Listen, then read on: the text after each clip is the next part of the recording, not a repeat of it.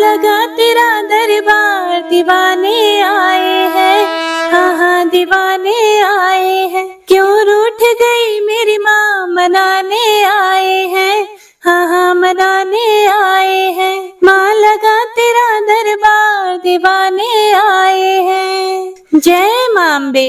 हरे कृष्णा। माँ अम्बा के आशीर्वाद से आपको हर सुख सुविधा प्राप्त हो और आपका दिन शुभ और मंगलमय हो। आज हम चैत्र मास महात्म्य में देवी भागवत पुराण के 7वें अध्याय का श्रवण करेंगे।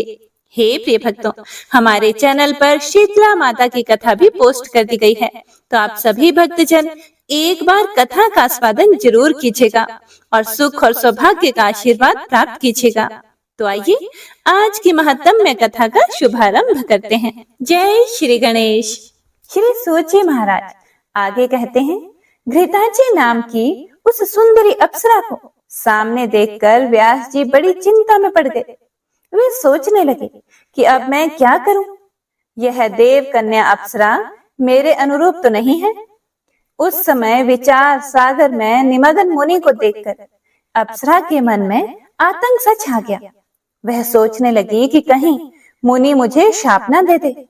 इसीलिए उसने अपना रूप सुगी का बना लिया और डरती हुई वह मुनि के आगे से निकली। अब उसे पक्षी के रूप में देखकर व्यास जी बड़े आश्चर्य में पड़ गए।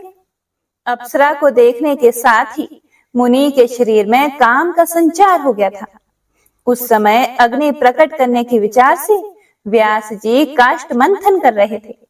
अचानक उस लकड़ी पर ही उनका शुक्र गिर पड़ा, पर वे काष्ठ मंथन करते ही रहे। मुनि के उसी अमोघ शुक्र से शुकदेव जी का आविर्भाव हो गया। व्यास जी के सम्मान ही शुकदेव जी की बड़ी भव्य आकृति थी।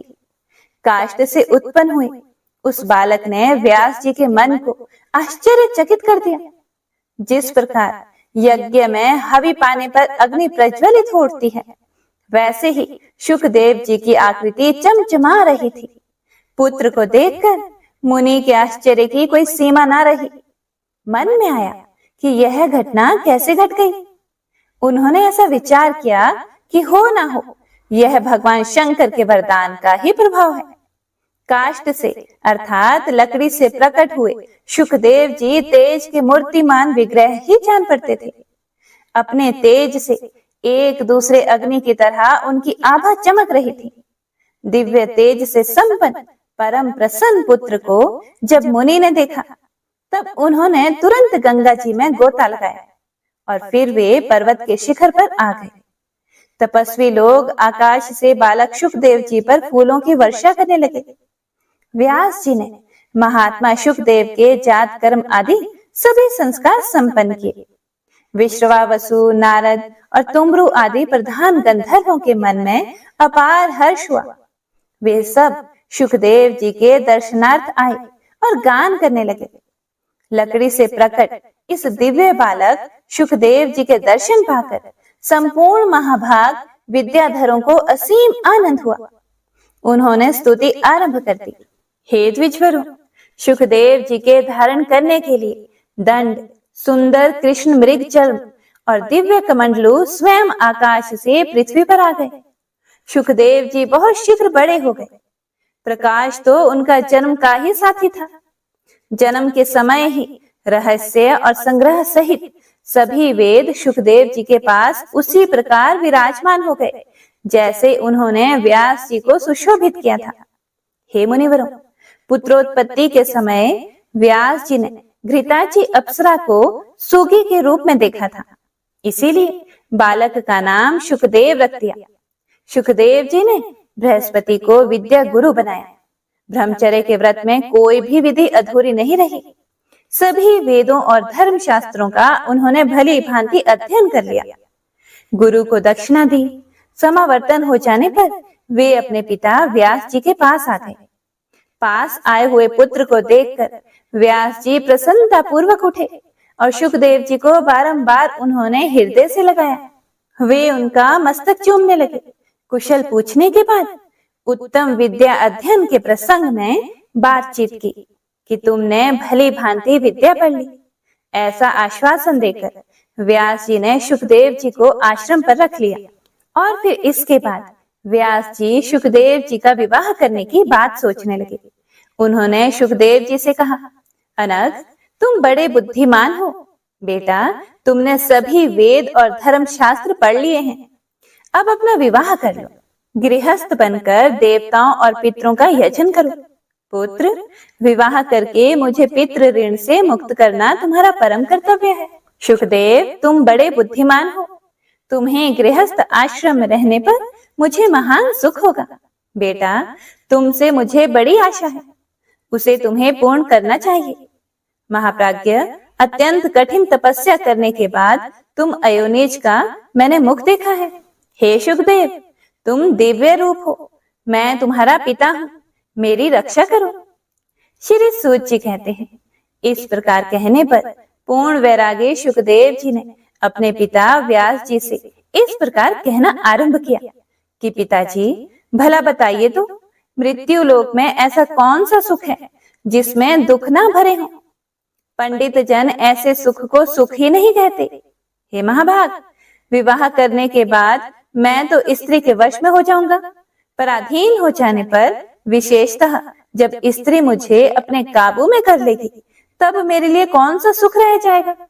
पिताजी, संभव है लोहे और लकड़ी के यंत्र से जकड़ा हुआ मनुष्य कभी छूट भी जाए, किंतु स्त्री पुत्रमयी श्रृंखला से बंध जाने पर तो वह किसी प्रकार भी मुक्त नहीं हो सकता। तब व्यास जी ने कहा कि पुत्र, गृह ना तो बंधनागार है और ना ही बंधन का कारण।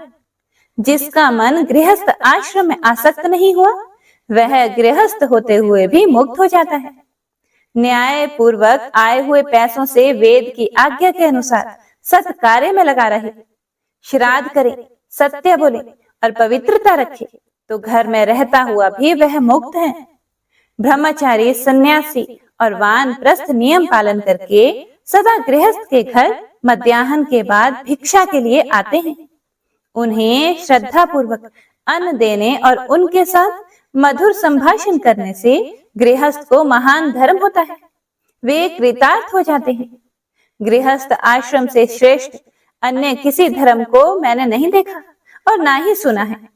पुत्र, वेद के अनुसार कार्य करने वाले गृहस्थ को भला क्या नहीं मिल सकता?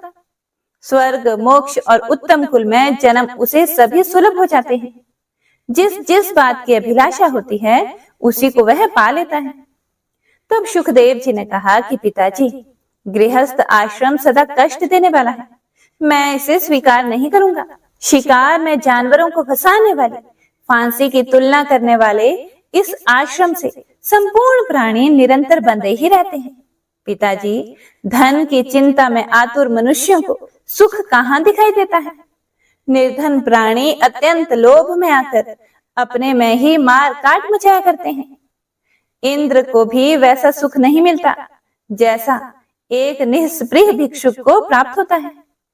त्रिलोकी की संपत्ति मिल जाने पर भी इस जगत में दूसरा कोई वैसे आनंद का अनुभव नहीं कर सकता। देवराज इंद्र तो स्वर्ग के राजा हैं, किंतु तप करते हुए तपस्वी को देखकर उनका हृदय आज भी दहल उठता है। वे अनेकों प्रकार के विघ्न उसके सामने उपस्थित करने की चेष्टा में लग जाते हैं। हे महाभाग, मैं औरस पुत्र हूँ, यह बात जानते हुए भी सदा दुख देने वाले अत्यंत अंधकार पूर्ण इस संसार में मुझे आप क्यों ढकेल रहे हैं?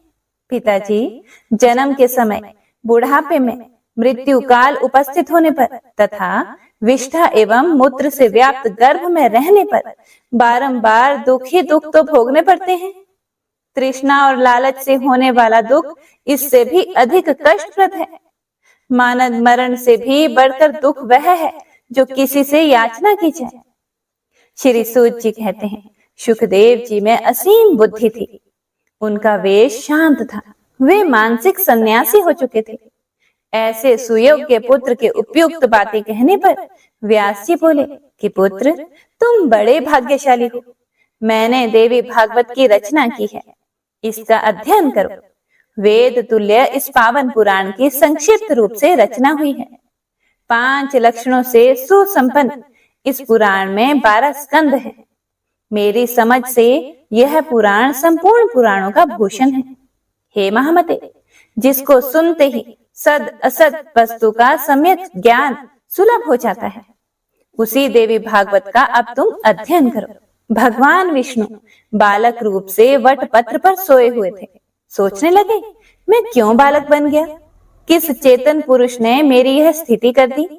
किस कार्य को पूर्ण करने के लिए मुझे इस प्रकार रचा गया है? किस द्रव्य से मेरी यह रचना संपन्न हुई है? मुझे किस प्रकार यह सभी बातें ज्ञात हो? महान पुरुष भगवान विष्णु के मन में इस प्रकार चिंता की लहरें उठ रही थी। इतने में ही भगवती योग माया ने सारी शंकाएं शांत कर देने के लिए आधे ही श्लोक में संपूर्ण पुरुषार्थों को सिद्ध करने वाला यह वचन कहा कि यह सारा जगत मैं ही हूं, मेरे सिवा दूसरी कोई अविनाशी वस्तु है ही नहीं। पहले तो भगवान विष्णु ने भगवती के इस वचन को मन में ही सम्यक प्रकार से समझा। इसके बाद वे सोचने लगे, किसके मुख से यह सत्य वाणी निकली है? इसका वक्ता स्त्री, पुरुष अथवा नपुंसक कौन है? किस प्रकार मुझे उसका परिचय प्राप्त होगा? यूं चिंतित रहते हुए भी उन्होंने भागवत को हृदय में स्थान दे दिया। बार बार उसी आधे श्लोक का वे उच्चारण करने लगे। अब उसी में उनका मन लग गया। फिर भी उनकी चिंता दूर नहीं हुई। वे वट पत्र पर सो गए और अब जब मन कुछ शांत हुआ, तब भगवती योग माया उनके सामने प्रकट हुई। उनकी 4 भुजाएं थी। उनका दिव्य विग्रह शंख, चक्र, गदा, पद्म आदि अनुपम आयुधों से सुशोभित था। उन्होंने अद्भुत वस्त्र पहन रखे थे। चित्र विचित्र भूषण उन्हें भूषित कर रहे थे। उन्हीं के समान उनकी अंशभूता अनेकों सखियां भी साथ विराजमान थी। उनका मुख सुंदर था। मंद मंद हास्य करती हुई वे भगवती महालक्ष्मी अमित तेजस्वी श्री विष्णु के ठीक सामने ही प्रकट हुई। श्री सूत जी कहते हैं, उस समय सर्वत्र जल ही जल था। मन को मुग्ध करने वाली महालक्ष्मी के अचानक दर्शन पाकर कमल लोचन श्री विष्णु महान आश्चर्य में पड़ गए। रति, भूति, बुद्धि, मति, कीर्ति, स्मृति, घृति, श्रद्धा, मेधा, स्वाहा, स्वधा, शुद्धा, निद्रा, दया, गति, तुष्टि, पुष्टि, क्षमा, लज्जा, जंभा, तंद्रा आदि शक्तियां उन महादेवी के साथ चारों ओर अलग अलग विराजमान थी। सबके हाथों में श्रेष्ठ आयुध सुशोभित थे। वे अनेकों आभूषणों से अलंकृत थी। पारिजात पुष्प की माला एवं मोती के हार उनकी छवि को बढ़ा रहे थे। उस जलार्णव में भगवती महालक्ष्मी तथा उनकी सहचरी शक्तियों को देखकर भगवान विष्णु का हृदय आश्चर्य से भर गया। वे सर्वात्मा प्रभु इस घटना को देखते ही आश्चर्यचकित से होकर सोचने लगे, यह संपूर्ण स्त्रियां कौन हैं? तथा वट पत्र की शैया पर सोने वाला मैं ही कौन हूं? इस जलार्णव में यह वट का वृक्ष कैसे उत्पन्न हुआ? और किस अज्ञात शक्ति ने मुझे सुंदर बालक बनाकर यहाँ स्थापित कर दिया है? यह स्त्री भला कौन है? और किस अनिवर्चनीय शक्ति ने क्यों मेरे आगे यह अद्भुत दृश्य उपस्थित कर दिया? अब मुझे क्या करना चाहिए? मैं कहाँ जाऊं? या कहीं ना जाकर सावधानी के साथ बाल स्वभाववश चुपचाप यहीं लेटा रहा? आगे श्री व्यास जी कहते हैं, भगवान विष्णु वट पत्र पर सोए हुए थे। उनका मन आश्चर्य के उमड़े समुद्र में डूब रहा था। उनकी यह दशा देखकर भगवती मुस्कुराकर कहने लगी कि हे विष्णु, आप क्यों विस्मय विमुग्ध हो रहे हो? भगवती महाशक्ति के प्रभाव से आप मुझे पहचान नहीं पाते। पहले भी तो सृष्टि और प्रलय का चक्कर चलता रहा है। उस समय आप अनेकों बार अवतरित हो चुके हो। वह पराशक्ति निर्गुण है, आप सगुण पर ब्रह्म हो। वैसे ही मैं भी सगुणा शक्ति हूँ। मेरे विषय में तो इस प्रकार समझना चाहिए कि जो सात्विकी शक्ति है वही मैं हूँ। अभी आपके नाभि कमल से प्रजापति ब्रह्मा की सृष्टि होगी। रजोगुण से संपन्न होकर वे संपूर्ण जगत की रचना करेंगे। तपस्या में लीन होने के बाद उन्हें सर्वोत्कृष्ट शक्ति सुलभ होगी, तब वे त्रिलोकी के निर्माण में सफल होंगे। ब्रह्मा जी रजोगुण को धारण करने वाले हैं, इसीलिए उनकी सृष्टि भी रजोगुण संपन्न होगी। विलक्षण बुद्धि वाले ब्रह्मा पंचभूतों का निर्माण करके उनके भीतर इंद्रियों को, इंद्रियों के संचालक देवताओं को तथा मन को यथा योग्य स्थापित कर अपनी सृष्टि सजाएंगे। इसी से उन्हें कर्ता की उपाधि भी मिली है। महाभाग, आप इस विश्व की रक्षा का काम संभालना। क्रोध के आवेश में आने पर आपकी बाहों के बीच से रुद्र का अवतार होगा, उन्हें तामसी शक्ति प्राप्त होगी। महामते, फिर तो वे रुद्र ही कल्प के अंत में इस सृष्टि का संहार करेंगे।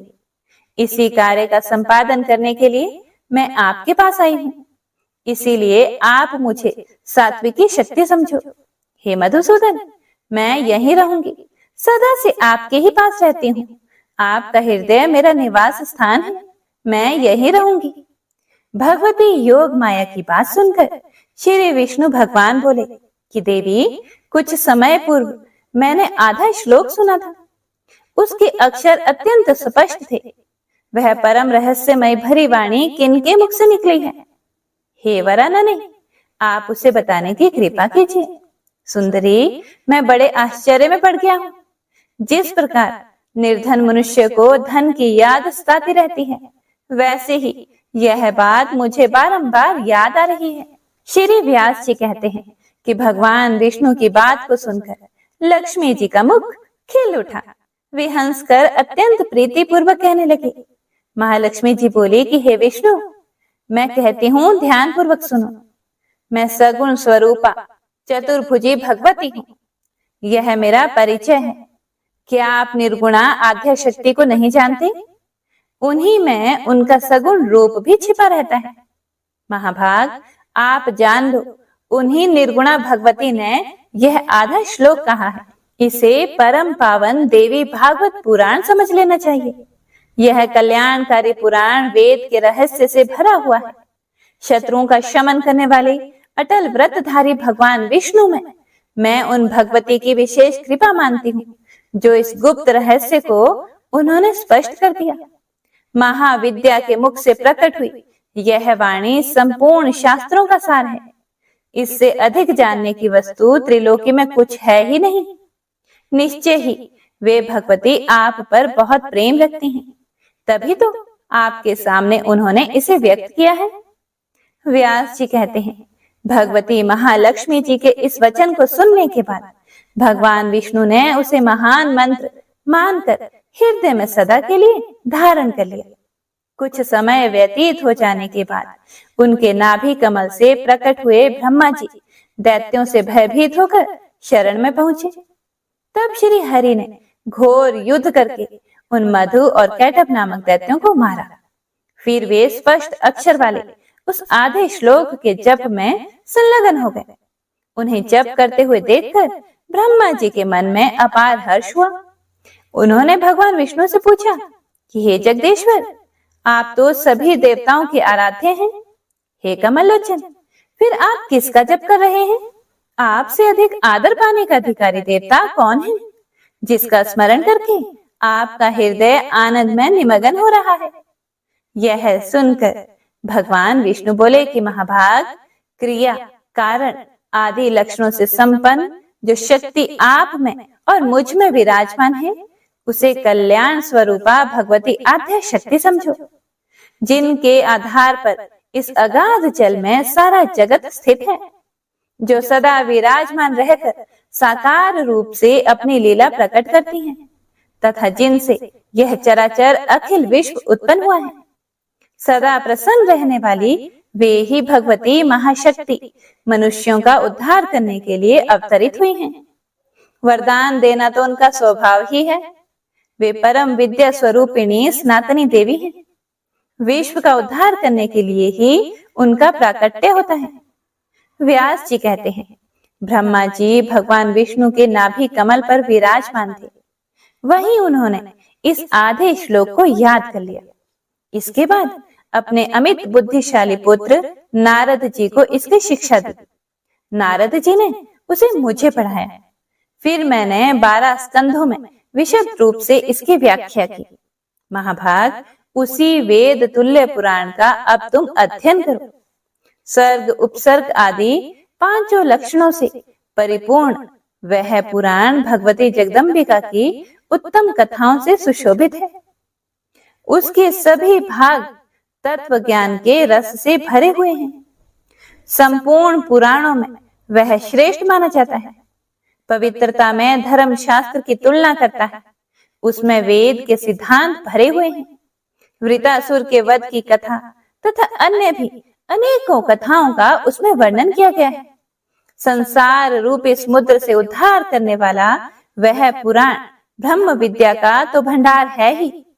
महाभाग, तुम योग्य और प्रतिष्ठित पुरुष हो। तुम्हें अनुपम बुद्धि प्राप्त है। इसीलिए इस परम पावन देवी भागवत नामक पुराण के अध्ययन में उद्धत हो जाओ। इसमें 18,000 श्लोक हैं। यह प्रशंसनीय कल्याणकारी पुराण श्रोताओं और वक्ताओं को सुखी बनाता है, शांति प्रदान करता है, दीर्घजीवी तथा पुत्र और पौत्र से संपन्न करता है। यह धर्मात्मा सूत मेरे शिष्य हैं। इस मंगलमय पवित्र पुराण का तुम्हारे साथ ही यह भी अध्ययन करेंगे। श्री सूत जी कहते हैं, इस प्रकार कहकर व्यास जी ने अपने पुत्र शुकदेव जी को तथा मुझको देवी भागवत का उपदेश दिया। इसकी उन्होंने जो भी विस्तृत व्याख्या की, उसके सभी विषय मैंने याद कर लिए। व्यास जी के पावन आश्रम पर रहकर मैंने देवी भागवत का अध्ययन किया। तब भी अन्य लोगों की तरह शुकदेव जी के हृदय में शांति नहीं आई। वे एकांत में रहने लगे। उनके मन की व्याकुलता दूर ना हो सकी। ऐसा लगता था कि मानो उन्हें कुछ भूल सा गया हो। उनकी ना तो भोजन में विशेष रुचि होती और ना ही उपवास में। इस प्रकार शुकदेव जी को चिंतित देखकर व्यास जी ने उनसे पूछा कि पुत्र, तुम निरंतर क्यों इतने चिंतित रहते हो? पुत्र, तुम्हारे मन में इतनी व्याकुलता क्यों आ गई? जिस प्रकार निर्धन मनुष्य ऋण से दबकर सदा उसी की चिंता में सदा लीन रहता है, तुम्हारी भी ठीक वैसी ही दशा हो रही है। पुत्र, मैं तुम्हारा पिता वर्तमान हूँ। फिर भला तुम्हें कौन सी ऐसी चिंता सवार हो गई? यदि मेरे कहने से तुम्हारे मन को शांति न मिल सके तो तुम जनक जी, जिसके रक्षक हैं, उस मिथिलापुरी में चले जाओ। वहां राजा जनक प्रसिद्ध धर्मात्मा, जीवन मुक्त एवं बड़े ही सत्यवादी हैं।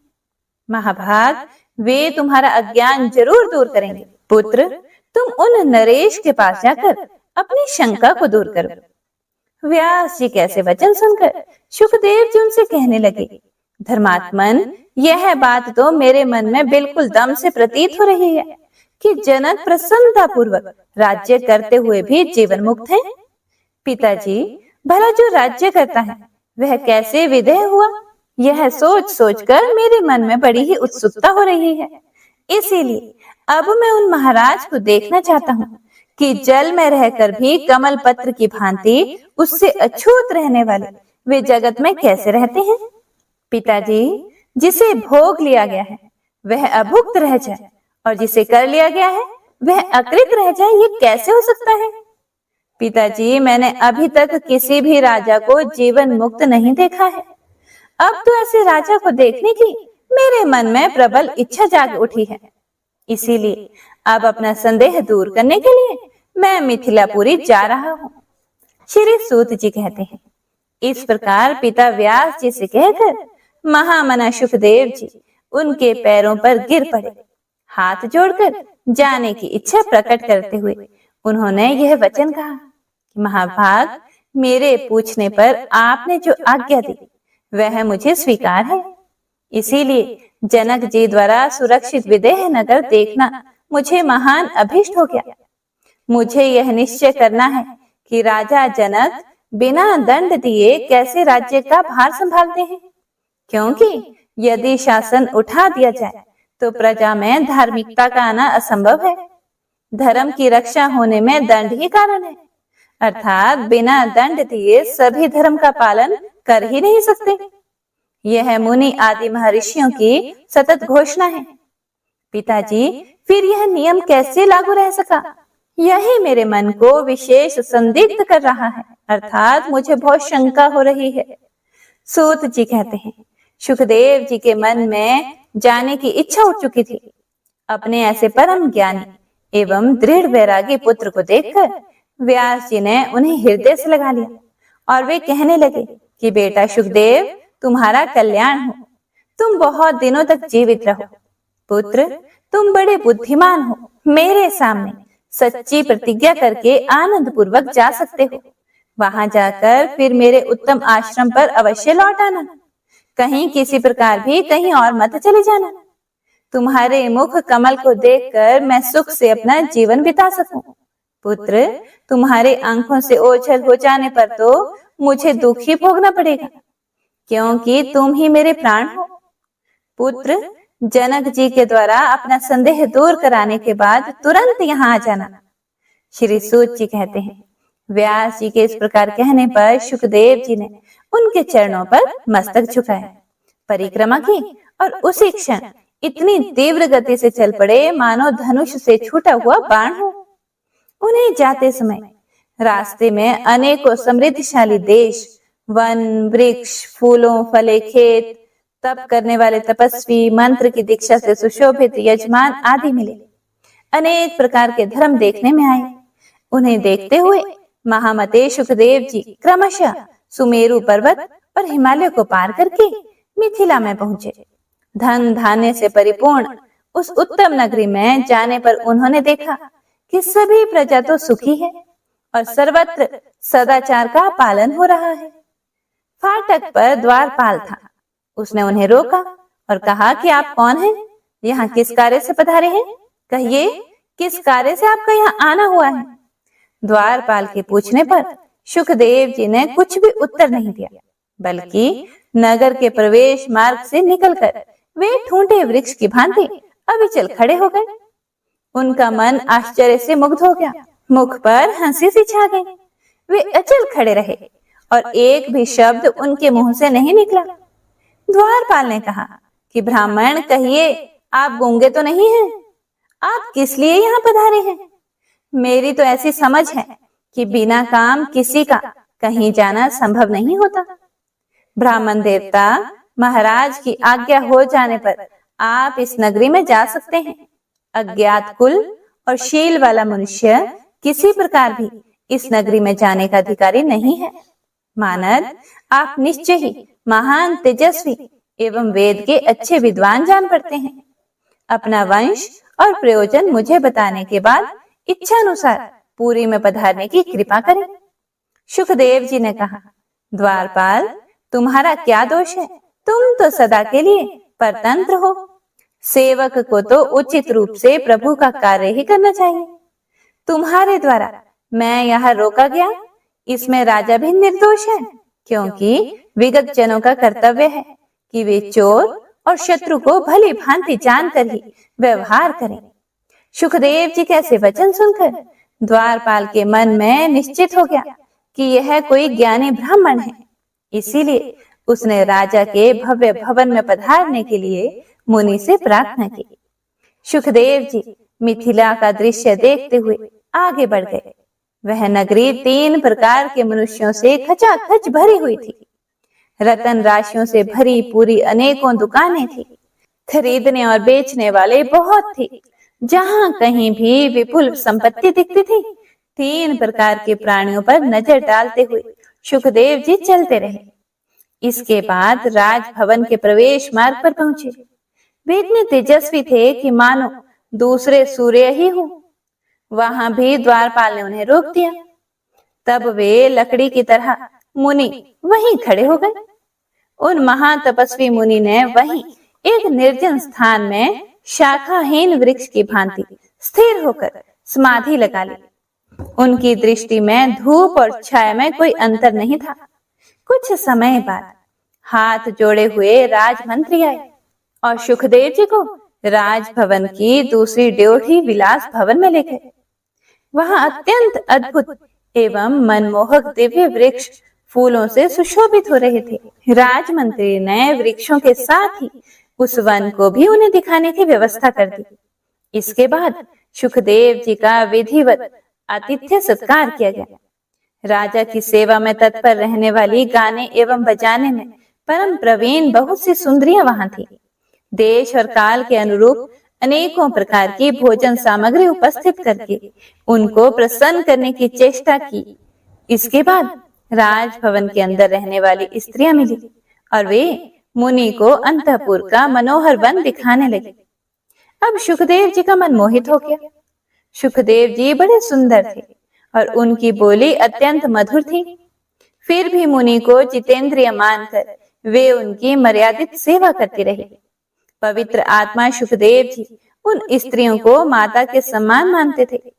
जो आत्मचिंतन में सुख मानता है तथा जिसने काम क्रोध पर विजय प्राप्त कर ली है, उसे किसी भी स्थिति में ना तो हर्ष होता है और ना ताप ही। इसीलिए स्त्रियों की चेष्टाएं देखते हुए भी सुखदेव जी शांत चित्त से विराजे रहे। स्त्रियों ने उनके शयन के लिए सुंदर शैया तैयार कर दी। उस पर बहुमूल्य बिछौना बिछे थे और सजाने वाली अनेकों वस्तुएं उपस्थित थी। सुखदेव जी ने पैर धोए और सावधान होकर हाथ में कुशा लेकर वे सायंकाल की संध्या करने बैठ गए। संध्या के बाद वे ध्यान मग्न हो गए। उनकी एक पहर रात तो संध्या और ध्यान में ही बीत गई। इसके बाद दोपहर तक सोकर वे उठ गए और रात का अंतिम चौथा पहर फिर ध्यान में बीता। इसके बाद उन्होंने स्नान किया। प्रातः काल की संध्या वंदन आदि कार्य करके वे निश्चिंत हो गए। जय माता दी। हे प्रिय भक्तों, तो आज की कथा यहीं पर समाप्त होती है। इससे आगे का वृतांत आप सभी भक्तजन अगले अध्याय में जरूर सुनिएगा। हे प्रिय भक्तों, आइए अब सुनते हैं 7वें दिन सुनी जाने वाली दशा माता की कथा। एक राजा था। उसकी रानी बहुत ही कोमल अंगों वाली थी। वह फूलों की शैया पर सोया करती थी। एक दिन क्या हुआ कि फूलों के साथ कच्ची कली भी आ गई। कच्ची कली के कारण उसे रात को नींद नहीं आई। वह इधर उधर करवटें बदलती रही। फिर राजा ने पूछा कि हे प्रिय, आज क्या बात है, आपको नींद नहीं आ रही? फिर रानी ने बताया कि आज फूलों में कच्ची कली भी आ गई है। वह मेरे शरीर में चुभ रही है, इसी कारण मुझे नींद नहीं आ रही। राजा के शयन कक्ष में एक दीपक जल रहा था, जिसे ज्योति स्वरूप कहते थे। ज्योति स्वरूप रानी की बात सुनकर हंस पड़ा। राजा ने हाथ जोड़कर उससे हंसने का कारण पूछा। ज्योति स्वरूप ने बताया कि अभी तो रानी को कच्ची कली के कारण इतनी तकलीफ हो रही है। कल सवेरा होने पर जब रानी का सिर का बोझा ढोना पड़ेगा, तब इनकी क्या गत बनेगी? राजा ने पूछा कि क्या मेरे जीवित रहते ऐसा संभव है? तब दीपक ज्योति स्वरूप ने उत्तर दिया, हाँ संभव है, तुम्हारे जीते जी ही संभव है। ज्योति स्वरूप की बात सुनकर राजा ने मन में सोचा कि देववाणी कभी असत्य नहीं होती, होने को कौन टाल सकता है। रानी को अवश्य ही बोझा ढोना पड़ेगा, परंतु यह हो सकता है कि यदि मैं इसे एक संदूक में बैठाकर समुद्र में बहा दूं, तो संभव है कि यह बोझा ढोने से बच जाए, क्योंकि समुद्र में डूब जाने पर बोझा ढोने से बच जाएगी। फिर राजा ने उसी समय रानी से कहा कि चलो मैं तुम्हें तुम्हारे मायके में छोड़ कर आता हूँ, कुछ दिन तुम वहीं पर रहना। फिर रानी बोली, परंतु महाराज, मेरे मायके में तो कोई भी नहीं है, मैं वहां किसके पास रहूंगी? फिर राजा ने रानी से कहा कि तुम्हारे गोत्रज संबंधी वहां बहुत अच्छी दशा में है, मैं उन्हीं के पास तुम्हें भेज देता हूँ। रानी ने राजा की बात मान ली। रानी ने बहुमूल्य आभूषण और कीमती वस्त्र धारण किए। तब राजा ने रानी को संदूक में बिठाकर नदी में बहा दिया। वह नदी समुद्र में ऐसी जगह मिलती थी जहां पर राजा के बहनोई का राज्य था। समुद्र से मोती निकालने का ठेका राजा के बहनोई ने ले रखा था। वह संदूक बहता बहता जब राजा के बहनोई के इलाके में पहुंचा, तो उसने मल्लाहों को आज्ञा देकर संदूक को समुद्र से बाहर निकलवा लिया। संदूक को उसने अपने महल के शयन कक्ष में भिजवा दिया और आदेश दिया कि मेरे पहुंचने तक इसे कोई न खोले। राजा का बहनोई, जो उस जगह का स्वयं राजा था, उसके शयन कक्ष में संदूक के पहुंचते ही रानी को पता चला कि इस संदूक को राजा ने समुद्र में पाया है, तो वह फौरन शयन कक्ष में आई। उसने पहरेदारों को हट जाने को कहा। रानी ने संदूक को खोल लिया। उसे संदूक के अंदर 16 श्रृंगार किए हुए एक स्वर्ग सुंदरी मिली। रानी ने अपने मन में सोचा कि यदि राजा इसको इस दशा में देखेंगे तो इसके ही हो जाएंगे और मुझे छोड़ देंगे। इसीलिए उसने उस रानी के सब जेवर कपड़े उतारकर उसे फटे पुराने कपड़े पहना दिए और संदूक में बंद कर दिया। राजा जब बाहर से महल में आए तो उसने रानी को अपने शयन कक्ष में बुलाया और रानी से पूछा कि क्या तुमने संदूक में देखा कि इसमें क्या है? रानी ने उत्तर दिया कि मैंने कुछ नहीं देखा, मुझे नहीं पता कि संदूक में क्या है। राजा ने रानी के सामने संदूक खुलवाया तो उसे उस संदूक के अंदर फटे पुराने कपड़ों में एक स्त्री दिखाई दी जो भिखारन सी लग रही थी। रानी ने कहा, यह तो कोई भिखारन लग रही है, इसको कारखाने में भिजवा दिया जाए, वहां लकड़ी ढोकर अपना जीवन निर्वाह करेगी। फिर राजा ने भी रानी के कहे अनुसार उसे कारखाने में भिजवा दिया। एक दिन रानी की सहेलियां नदी में स्नान करके दशा माता का डोरा ले रही थी। उनके पास एक डोरा रह गया। वे यह सोच रही थी कि इस डोरे को किसे दिया जाए कि उसी समय लकड़ी ढोने वाली रानी वहां आ गई। उन्होंने उसे रोककर पूछा कि बहन, हमारे साथ दशा माता का एक डोरा ले लो। रानी ने कहा कि मुझे डोरा लेने में कोई हर्ज नहीं है, परंतु मुझे तो खाने भर को भी नहीं मिलता, मैं इस डोरे की पूजा कैसे करूंगी? वे बोली कि तुम इस बात की चिंता मत करो, हम हर रोज इस जगह स्नान करने आया करेंगे। 9 दिन तक हम यहाँ पर कथा कहेंगे, तुम भी रोज आकर कथा में शामिल हो जाया करना। 10वें दिन पूजा होगी, तब तक दशा माता चाहेंगी तो तुम्हारी दशा बदल जाएगी। रानी ने दशा माता का ध्यान कर डोरा ले लिया। उसी दिन रानी के पति राजा को यह चिंता हुई कि रानी को संदूक में बंद करके बहा तो दिया था, परंतु पता नहीं उसका क्या हाल होगा। उसकी खोज खबर लेने के लिए राजा एक नौका पर बैठकर नदी की यात्रा करता हुआ अपने बहनोई के यहाँ पहुंच गया। शाम के समय वह अपनी बहन से बोला कि मेरे हाथ पैरों में बहुत दर्द हो रहा है, किसी दबाने वाले को बुलवा लो। तब उसकी बहन ने लकड़ी ढोने वाली भिखारिन को बुलाकर लाने की आज्ञा दी और उससे कहा कि आज रात तुम मेरे भाई के पैर दबा दो। वह बड़े संकोच में पड़ गई। अपने मन में सोचने लगी कि आज तक मैंने किसी पुरुष को नहीं छुआ। रानी अपने भाई के पैर दबाने के लिए उस पर जोर डालती रही, इसीलिए लाचार होकर उसने हाँ कर दी।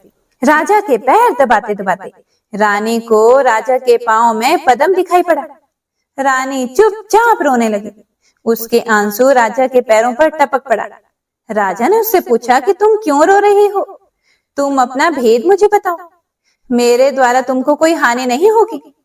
फिर रानी बोली कि जैसा पद्म आपके पैर में है वैसा ही पद्म मेरे पति के पैर में भी था। पहले के दिनों की याद आ जाने पर मुझे रोना आ गया। राजा ने उसे पहचान लिया। फिर राजा बोला, मैं समझ गया, अब तुम्हें पैर दबाने की जरूरत नहीं है। तुम्हारे भाग्य में जो लिखा था वह तुम्हें भोगना ही पड़ा। मैंने उसे टालने के लिए जो उपाय किया था उसका नतीजा उल्टा ही निकला। तुम्हें मेरे जीते जी लकड़ियां ढोनी पड़ी। सवेरा हुआ, परंतु अतिथि राजा सोकर नहीं उठा और ना पैर दबाने वाली दासी ही कमरे से बाहर निकली। राजा की बहन को चिंता होने लगी। थोड़ी देर के बाद दासी कमरे से बाहर निकली और कारखाने में काम करने चली गई। रानी ने कमरे में जाकर अपने भाई को जगाया। उसका भाई बोला, मेरी तबीयत ठीक नहीं है, मेरा सिर दर्द कर रहा है, मैं अभी आराम करना चाहता हूँ, मेरा मन भी बहुत व्याकुल हो रहा है।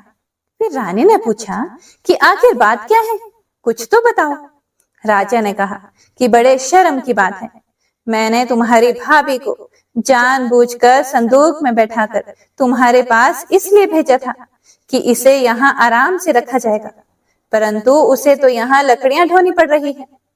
उसके तुमने सारे गहने कपड़े उतार कर उसे रास्ते की भिखारन बना दिया।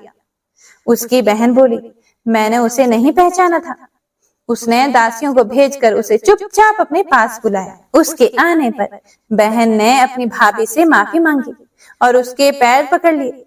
कुछ दिनों तक राजा अपने बहनोई बहन के घर रहकर रानी को साथ लेकर वापस अपनी राजधानी में लौट आया। रानी ने अपने महल में पहुंचकर सुहागिनों को न्योता भेजा।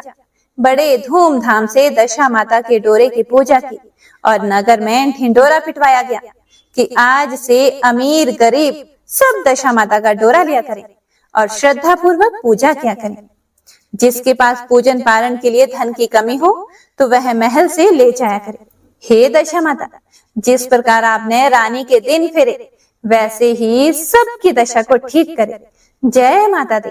हे प्रिय भक्तों, तो आइए अब सुनते हैं श्री दुर्गा चालीसा। नमो नमो दुर्गे सुख करनी, नमो नमो अम्बे दुख हरनी। निरंकार है ज्योति तुम्हारी, तिहु लोक फैली उजियारी। शशि ललाट मुख महाविशाला, नेत्र लाल भ्रिकुटी विकराला।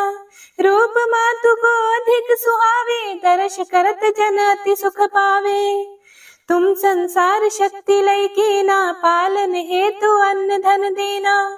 अन्नपूर्णा हुई जगपाला, तुम ही आदि सुंदरी बाला। प्रलय काल सब नाशन हारे, तुम गौरी शिव शंकर प्यारे। शिव योगी तुम्हारे गुण गावे, ब्रह्मा विष्णु तुम्हें नित ध्यावे। रूप सरस्वती को तुम धारा, दे सुबुद्धि ऋषि मुनि नुबारा। धर्यो रूप नरसिंह को अम्बा, प्रगट भई फाड़ कर खंबा।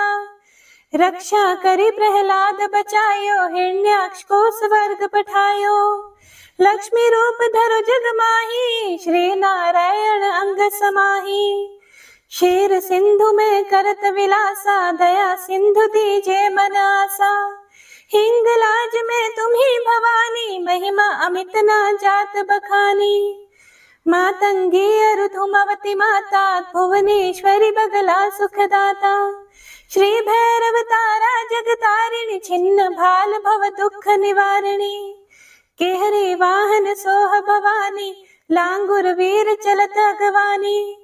कर में खप्पर खड़ग विराजे, जाको देख काल डर भाजे। सोहे अस्त्र और त्रिशूला, जाते उठत शत्रु ही शूला। नगर कोट में तुम ही विराजत, तीहु लोक में डंका बाजत।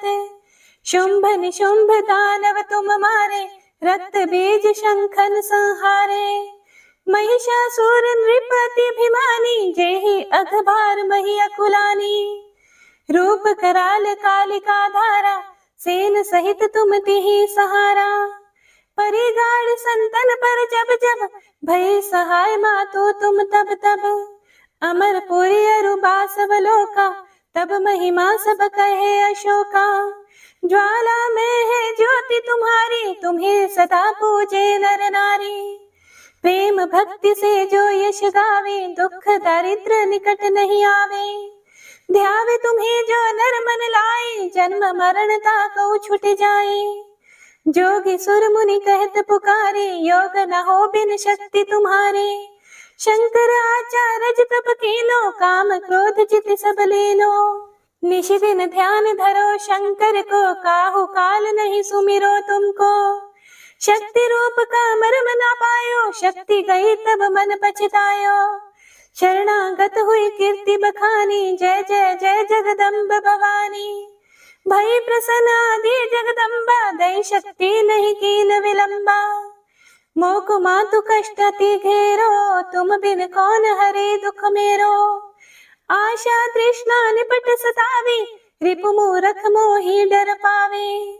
शत्रु नाश कीजे महारानी, सुमिरो एक चित तुम्हें भवानी। करो कृपा हे मातु दयाला, रिद्धि सिद्धि दई करहु निहाला।